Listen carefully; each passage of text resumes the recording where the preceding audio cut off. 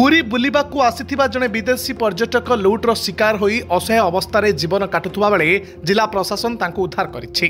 किछि समाजसेवी और गणमाध्यम प्रतिनिधि सहयोग में जिला प्रशासन नेदरलैंड आंथोनी भ्यान आर्केल को अति दयनीय अवस्था पुरी लोकनाथ रोड रे थिबा निलय नामक एक सहरांचल आश्रयस्थल उद्धार करिछि। उद्धार परे आंथोनी को तांको देश नेदरलैंड को पठाइबा नै प्रशासन पक्षरु समस्त प्रस्तुति आरंभ करिछि।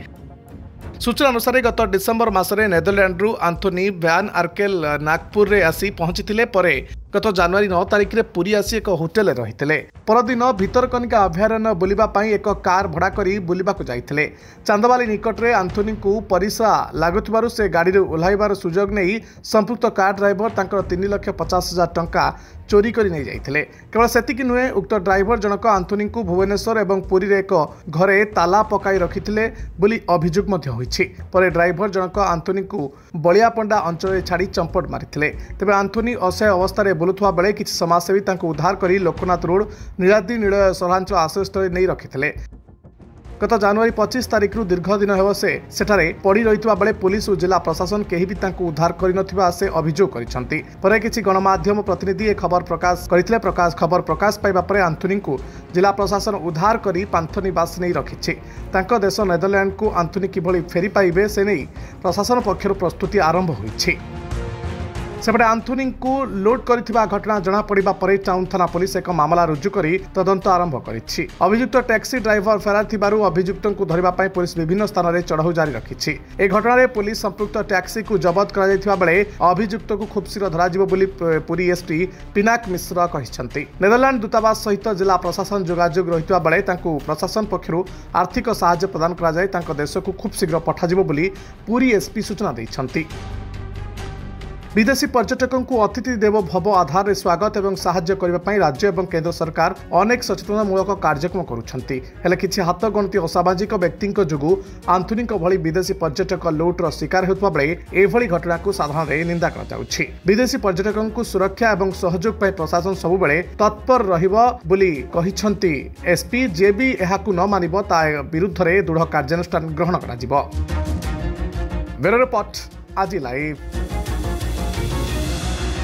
गाड़ी ड्राइवर तांको ठकी तांकर जो वैल्यूएबल सामग्री अच्छी एवं संगे संगे किसी कैश भी चोरी करके नहीं जाइतिला।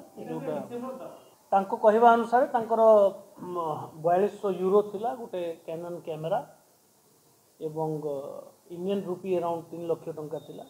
ए संक्रांत रे गोटे टाउन थाना रे मामला मध्य रुजु करा से कार टाकू डिटेन कराई माने रिकवर ऑलरेडी कराई किंतु से ड्राइवर आइडेंटिटी मध्य एस्टाब्लिश होइछि बट से पर्यंत एब्सकॉन्ड अछि। ताको अति शीघ्र गिरफ्त करिया पई समस्त पैसा पत्र हरैथिले तांको गोटे सहायता केंद्र रे रखा हैतिला। तांको डिस्ट्रिक्ट एडमिनिस्ट्रेशन पाखरे पहुंचा जाय एवं तांकर एम्बेसी सहित कथावार्ता करा जिवो एवं तांको यथा सहायता डिस्ट्रिक्ट एडमिनिस्ट्रेशन करिवो। I came here to India. Taxi driver steal my money in the car. The first time 350,000 rupees, and when I was in his house, he steal also 150,000 rupees, and also my watch broken, and also I'm missing 50 euro, and also my diamond ring with from platina is gone also. So I want that the police help me and also the government give me a ticket from Bhubaneswar to Nagpur because I very big worry about I lost my airplane to the Netherlands. ए लोकटी ना होची आंथोनी van आर्केल से Netherland लोक से आम भारत को आसीतिले बुलिबा Paika December 18 तारिख रु आछंती। तांकर ड्राइवर जे थिला कार ड्राइवर तांकर सर्वस्व नहीं जाइछि पाखापाखि 6 लाख टंका नहीं जाइछि ता सहित सामान अछि तांकर कैमेरा फैमेरा सब नहीं जाइछि। आ मु प्रशासन को अनुरोध करछि यथाशीघ्र ता प्रति कार्यानुष्ठान करा जाऊ एवं ताहाकु आंथोनी को सहायता करा जाऊ जहाँ फल सी 15 तारिख सुधा जाइकरी नागपुर रे पहुँची जातु एवं तांकर फ्लाइट धरी से जाइकरी नेदरलैंड पड़े जातु।